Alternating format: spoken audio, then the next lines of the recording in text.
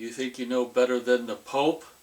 Hello, huge movie fanatic Nate, stopping on by, coming at you to conclude my reviews of the Godfather trilogy, doing my reviews of the Godfather trilogy in part to celebrate the 50th anniversary of the release of the original film 50 years ago.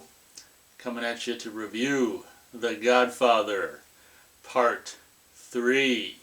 So weeks and weeks ago I got out the DVD box set trilogy that I got from my dad sometime around, 2009, 2010, and rewatched the films for the very first time since then, just this spring, or it's actually kind of more like late winter, early spring, whatever, and doing so actually made me want to get I was able to find the original Blu-ray release of the trilogy for $15 previously viewed, so I did pick that up, and I rewatched the movies on the Blu-ray. Incidentally, even the first Blu-ray release of the films looks really great, and this is my second time seeing Godfather Part 3 this year. First time on the DVD, and second time on the Blu-ray that I got, the trilogy on Blu-ray. And I'll say, seeing it a second time, it wasn't as horrible as it kind of was for me the first time. Obviously, I regard, as a lot of people do, and rightfully so, The Godfather Part 3 as being the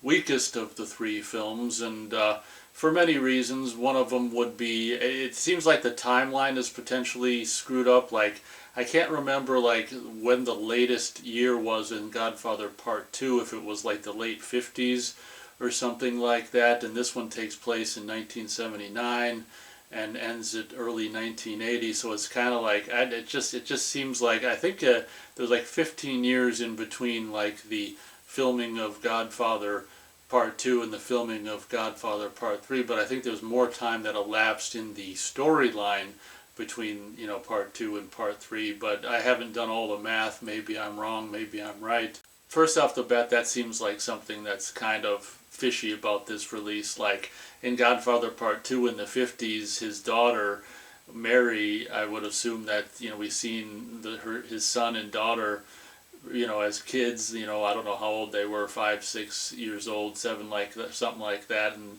so if they, if Mary was that age, in the 50s, she's not going to be like 19 or 20 in 1979. So it just seems like, as I said, maybe my math's wrong, maybe their math's wrong, someone's math's wrong, and off the bat, that's kind of a phony baloney aspect to this movie. But this movie starts, the end of the first movie was them transitioning to Nevada to get into the casino business and this and that. All of Part 2 that took place in the 50s or whatever kind of deals with it, and whatever that deals with Michael Corleone or Corleone, deals with him and the casino business, and among other things, and this and that. In this movie, at the very beginning, we see that his basically home. It was cool to see like the ram-tattered, shackled, just kind of old, just dilapidated lakefront on Lake Tahoe of his home from The Godfather Part 2, just kind of in shambles at the beginning of this movie. So the beginning of this movie, he's already moved out of Nevada, and presumably, back to New York in like a ritzy apartment building or something like that. And I think more or less, for all intents and purposes, I think he's more or less gone kind of. The movies that are just basically, move along just via dialogue, it's hard for me to get everything, but I think for the most part, he's more or less legitimate at the beginning of this movie, or at least he's trying to look legitimate. And it's really funny at the beginning of this movie how one of my big problems with this movie is just the the huge presence of like the Catholic Church in this movie, and honestly, just being a person who isn't none too big a fan of the Catholic Church, I just find those scenes obviously nauseating, and it just makes you just want to, I had a few laughs tonight. I just watched the Blu-ray tonight, and it looks really beautiful. Even the first Blu-ray release of Godfather Part 3. I think that's one of the reasons why this viewing was a little better than my initial viewing this year when I watched the DVD. But even the first Blu-ray release of this movie looks pretty good. And it should be said for the record, obviously, I'm reviewing like I don't know how many cuts of Godfather 3 there are, but more or less the theatrical cut that's included on the first Blu-ray release of it. I'm not reviewing, Coda. I've never seen that. I'm just reviewing the longer, theatrical cut version. So the beginning of this movie is, just kind of like with all three movies basically start with like a celebration of something or other. This is, in a lot of ways, upon my second viewing of this is kind of almost like almost like a remake of the first film in a lot of ways. It goes through a lot of the same beats, but as we all know or don't know, the three films kind of start with the same thing, like a celebration of something or other, musical, some singing and music, this and that and kind of stuff. So by the time you get to the beginning of the third one, it's like, okay, I can remember watching these three movies with my dad, and after I got him the DVD box set, and he's just like, by the time after we watched all three of them, we're kind of like, I don't know, one time we were having dinner and just like, yeah, those movies aren't that great, are they? Yeah, they all have to start with like the musical numbers and this and that. We're kind of making fun of them and stuff, but I guess the celebration or the big shindig at the very beginning of this movie is he's just, giving the Catholic Church, what is it, like $100 million check or something like that to help the people of Sicily. Like the money's ever gonna, go to the any of the common folk of Sicily. That is so funny. Like if you want to help the people of Sicily, go to Sicily and tell everyone that you're gonna, help them at Town Square or something like that. Have them all show up. You can do this over a number of 7 days or something. Do it every day for 7 days. Bring a bunch of money, bring a bunch of gold coins, and have the people of Sicily, walk through and give them money. That's how you'll help the people of Sicily, not giving the Catholic Church or the Vatican fucking money like the people of Sicily are ever going to see any of that money. It's so funny. Like I say, in regards to some of the Catholic Church stuff in this movie, I had a lot of laughs and this and that, but at the beginning of the movie, he's getting some kind of, I don't know, Catholic honor or, whatever, and then he gives them, $100 million check, and then it's like a little bit of celebrations and this and that. This movie introduces several characters, like Andy Garcia plays one of the more, a new character, one of the more, I guess, featured characters, which is the, I guess, illegitimate bastard child of the, James Caan character, Sonny, if memory serves. And we also, his daughter, Sofia Coppola, plays Michael Corleone's daughter, and some other guy plays, obviously, his son. And I guess Winona Ryder was supposed to do that role or something and couldn't do it at the last minute, and the word is supposedly, and he put his daughter in it. I will say, there's a lot of complaints about Sofia's performance in this movie, and I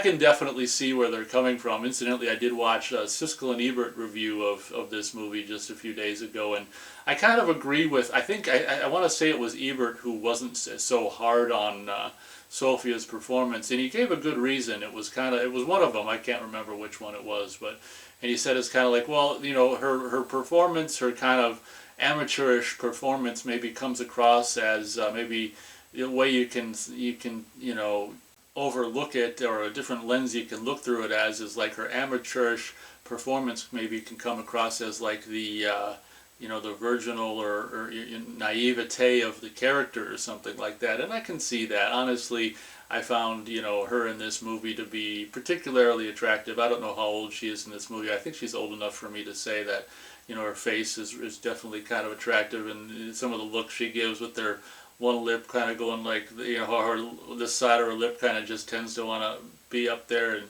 some of the smiles, and she kind of has full lips, doesn't she, and the long flowing hair and stuff. So she's kind of, I hope she's over 18 in this movie, but when they filmed it, but regardless, she's older than me in real life, so I think I'm safe saying this, but she's kind of cute in this movie. And honestly, I guess I'm a little biased or whatever when it comes to an attractive girl. Like if she's cute, I'll kind of be a little lenient if her acting sucks. Like, it's okay.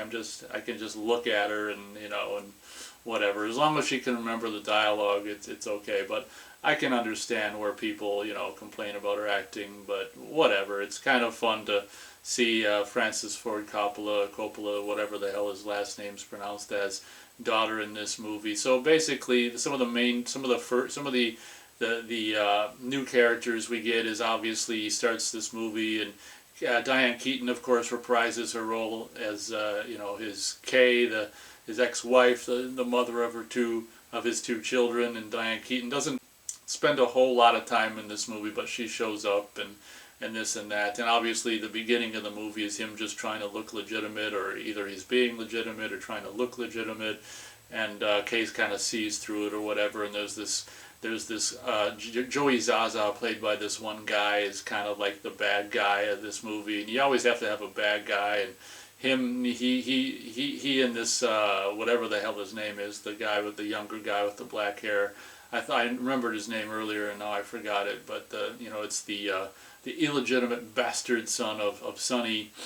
They are kind of, I guess for some reason he works for Joey Zaza, and they've got some kind of bad blood or falling out, and they very much with like the first Godfather film, although this isn't his daughter's wedding, it's a celebration for something else.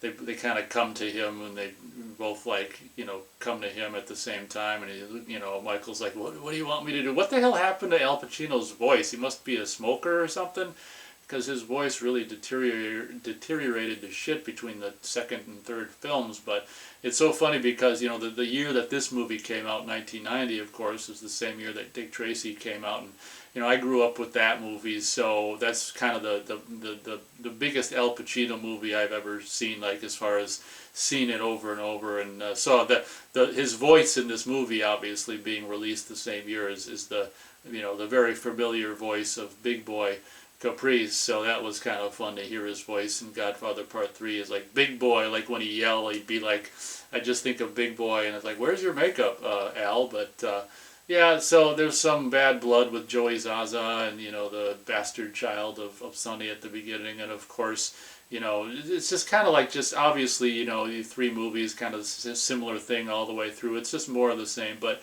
if you're a fan of Godfather 1 and 2, I mean, maybe you like this kind of stuff. I don't find it particularly interesting, just this bad blood and this and that, and let's hit them before he hits us. And the bastard child, Andy Garcia is the guy who plays this Sonny's son. He wants to hit Joey Zaza before he can hit them, and of course later on, Michael doesn't want to, because he's either going legitimate or wants to show that he's being legitimate. Either one or the other. I can't tell what he's doing in this movie, if he's really legitimate or just pretending to be. And of course, just like, it's kind of, this is why I'm saying it's a lot like a remake of the first film.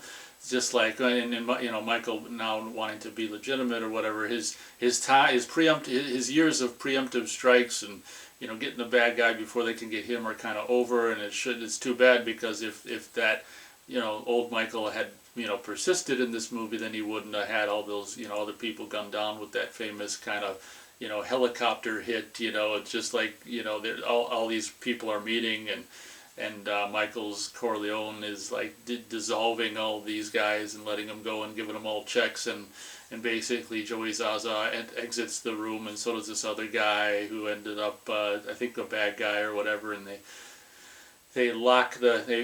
handcuff the doors, and there's just like this helicopter hit, like it's fun to see like the Godfather movie with just like a helicopter and just machine gun just wasting a whole room full of mob bosses and big wigs and this and that.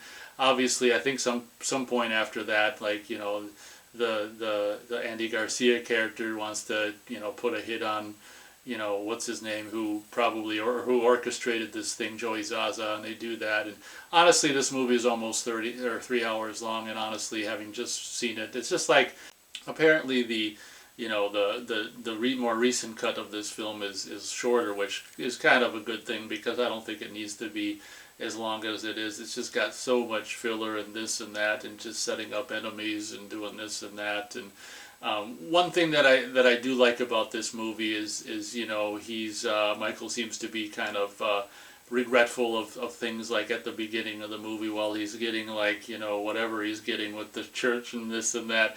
He's kind of having flashbacks of having his brother killed from the end of Part 2, and I think he's genuinely in this movie kind of regretful about a lot of the bad things he did. One of the biggest, of course, I think his biggest regret in this movie is having his brother killed, and he does this scene where he does kind of half-assed confession to this one guy who ends up becoming a pope. I don't know if this is supposed to be like in line with the quote-unquote true events of the 33-day pope or whatever. I don't know if that's what that's supposed to be, or how long that guy was pope before he was killed in this movie. But yeah, honestly, a lot of the stuff that happens in this movie, just like with so much of the stuff that happens in the Godfather films, doesn't really interest me very much. I do appreciate the aspect of this movie that features the Michael character being regretful of some of the bad stuff he did in in his past and stuff, in particular having his brother killed and this and that. And for my money, this movie should have been maybe less with the kind of the church bullshit, maybe a little more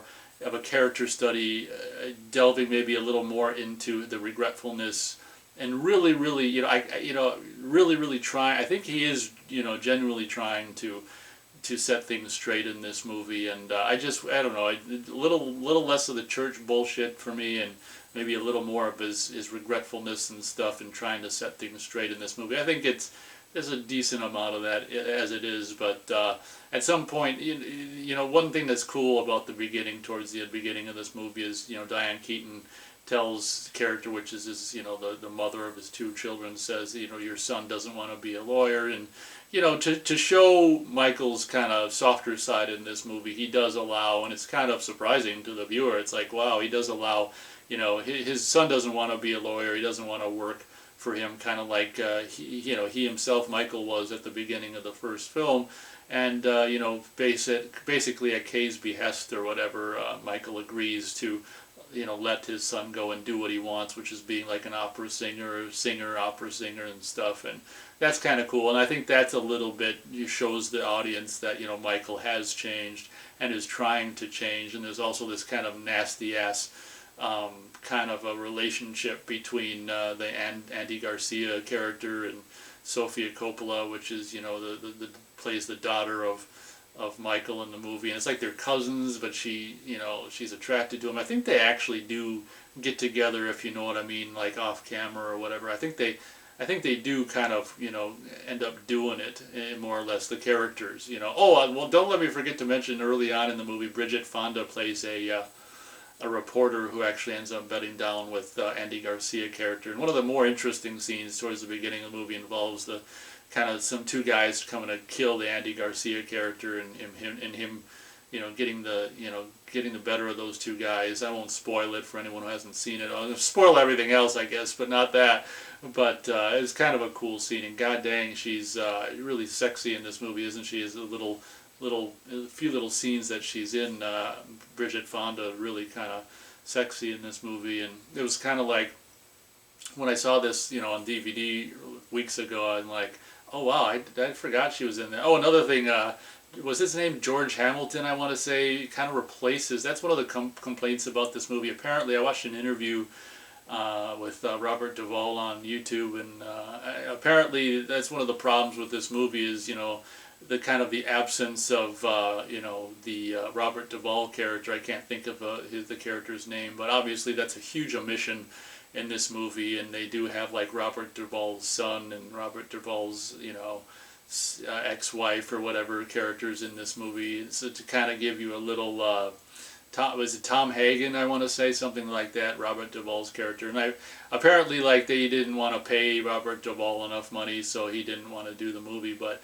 that's arguably kind of a big deal, like not having that character. Tom Hagen was a relatively important part of the first two films, even if he is kind of in the background.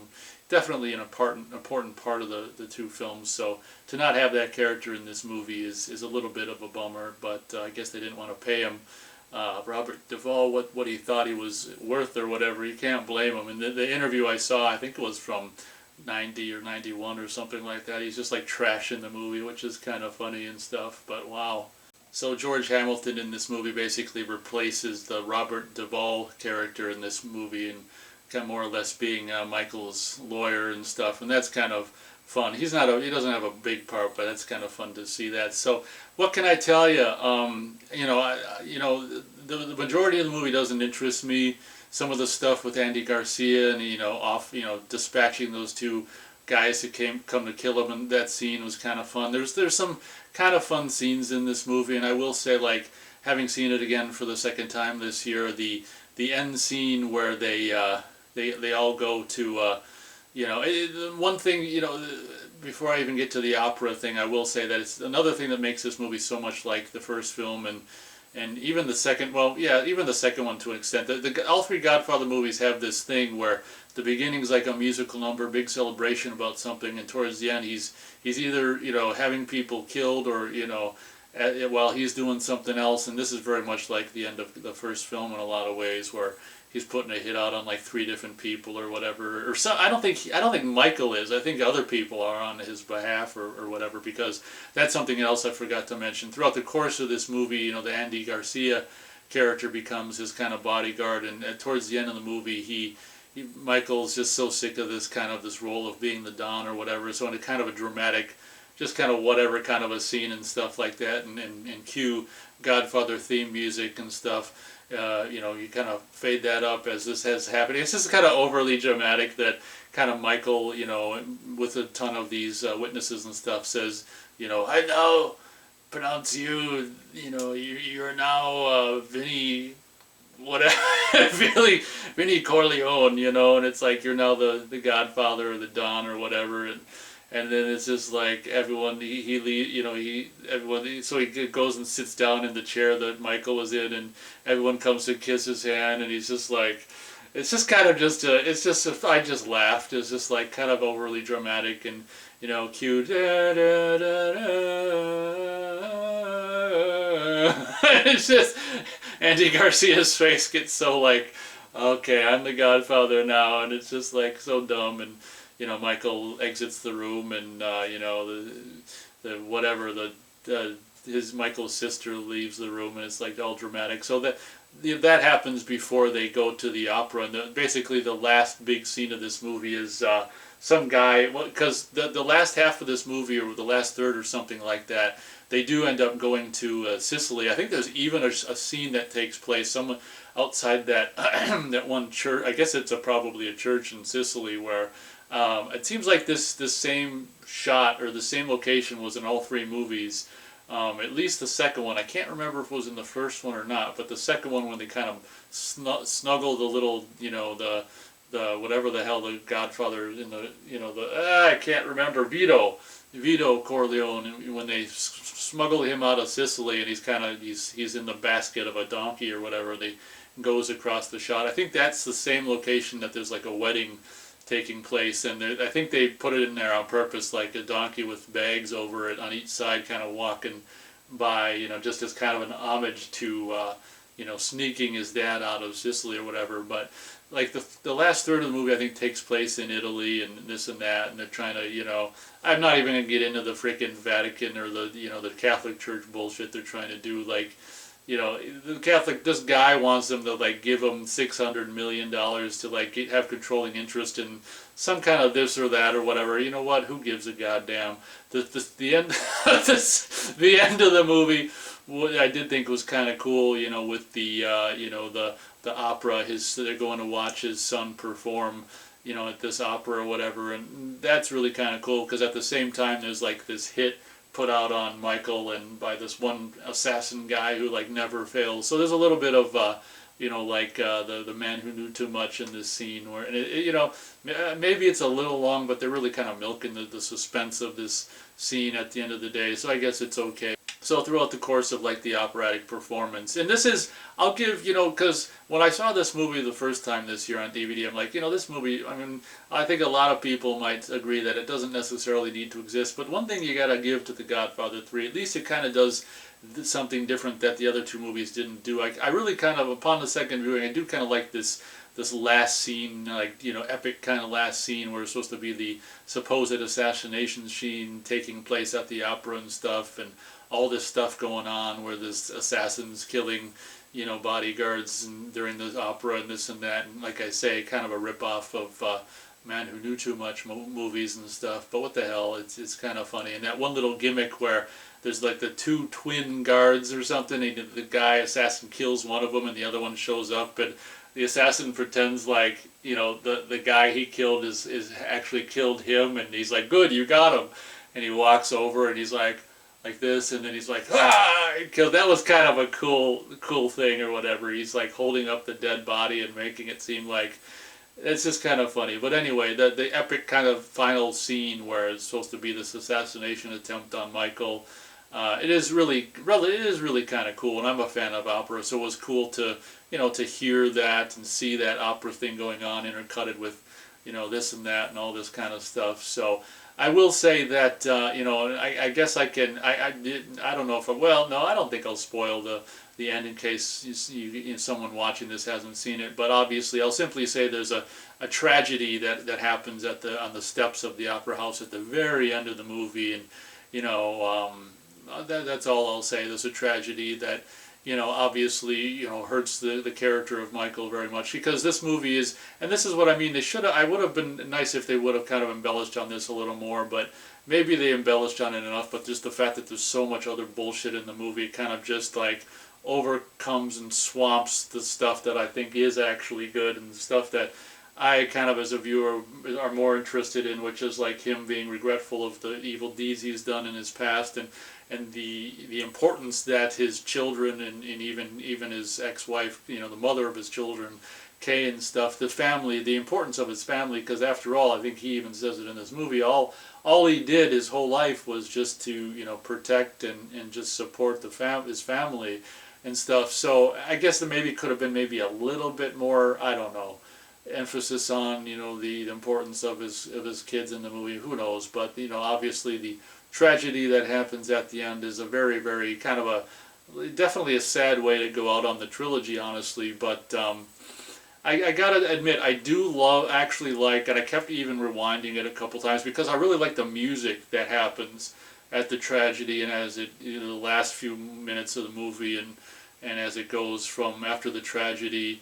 I really love that shot of him just kind of looking up on the steps of the opera house, looking up into the sky, and just kind of like, I don't know if he's supposed to be screaming the whole time or if he can't get a scream out until when we hear the scream, but initially his mouth is wide open like he's screaming, but you like don't hear anything, just the music, and then like the last kind of scream or whatever we hear, I don't know if he's supposed to be screaming the whole time and we just hear the last one, or if he couldn't get a scream out until the last one. Either way, I do think the expression on his face and stuff, I think it in the music that's going on, I will say that it both times when I watched it this year, that scene actually, because I think the music's really beautiful in that moment, and it goes with the rest of the movie, and I did tear up because seeing that expression, having lost my dad, which is basically the most important person in my life at the time, and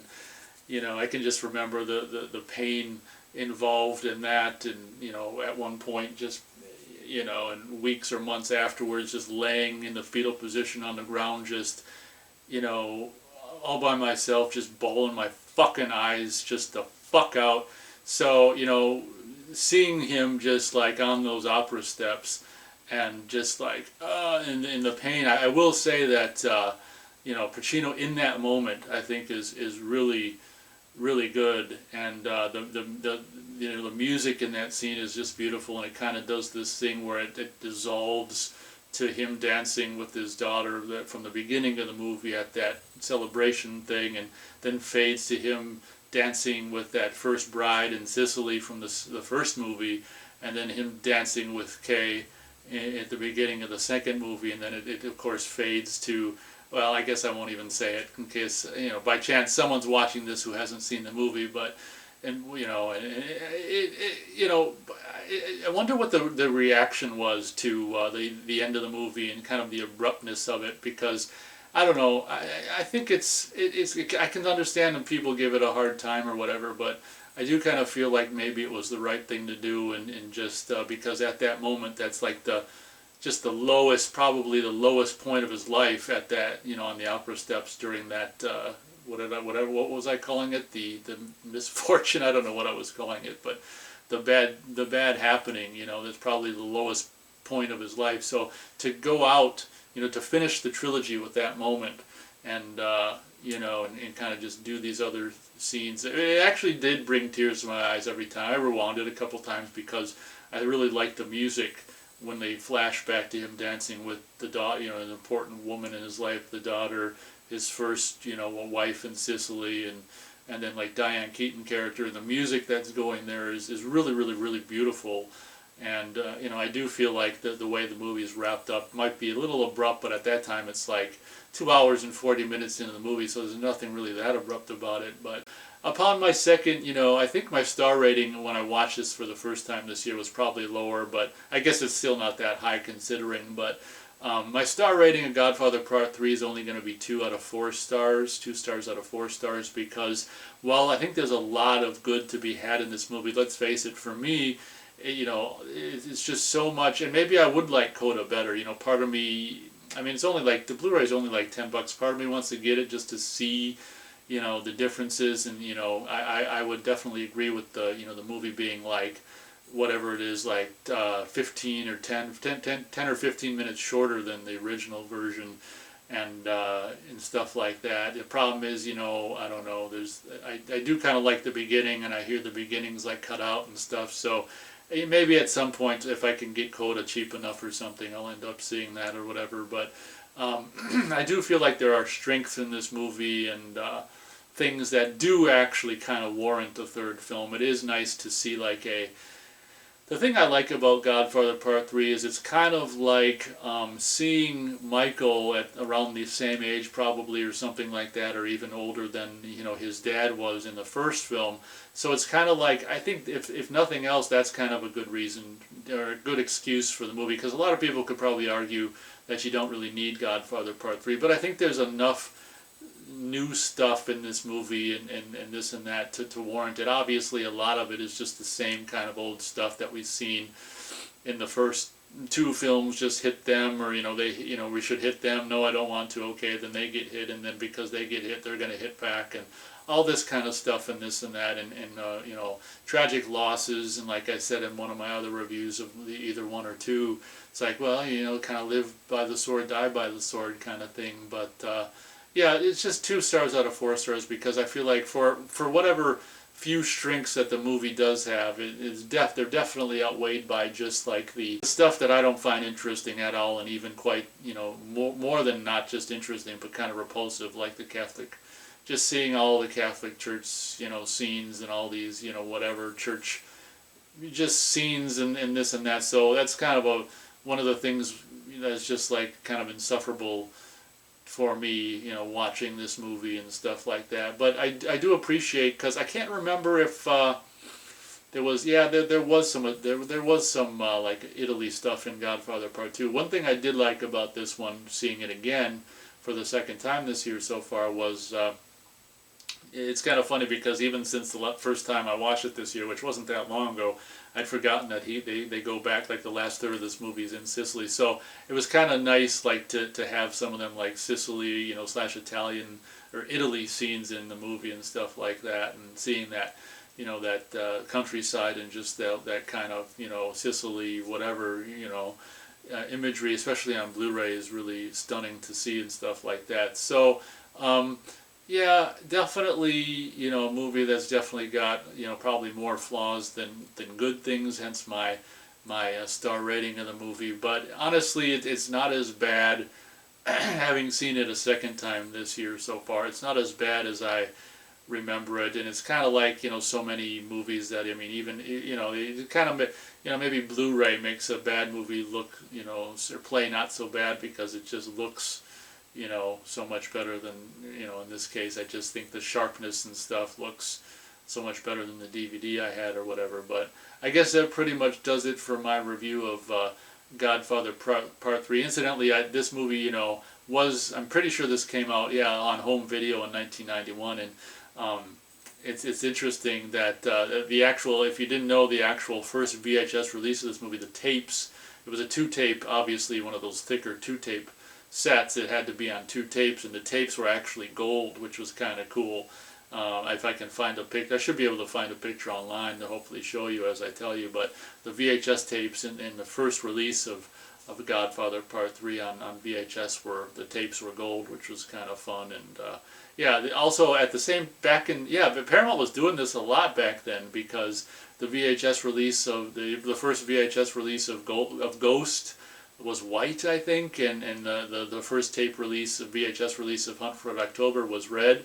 So Paramount was kind of doing some fun stuff like in '91 with their VHS releases of their high-profile movies and stuff. But I guess that'll pretty much do it for my review of Godfather Part 3. Honestly, since the Blu-ray, I'll probably end up revisiting all three films again this year, and since the Blu-ray of Part 3 does actually look good, I'll just probably watch this as well. And like I say, if I can end up like getting like Coda maybe used or something, the individual release used for like, I don't know, closer to $5 or $6 or something, I'll probably pick it up and possibly stop by to review it if I actually eventually see it. I am curious about it, but I guess I'm too cheap to pay the whole $10, $11, whatever the hell they want for the movie. So guess that pretty much does it for this review. Hope you enjoyed. Thanks a lot for watching. And as always, we'll catch you on the next one.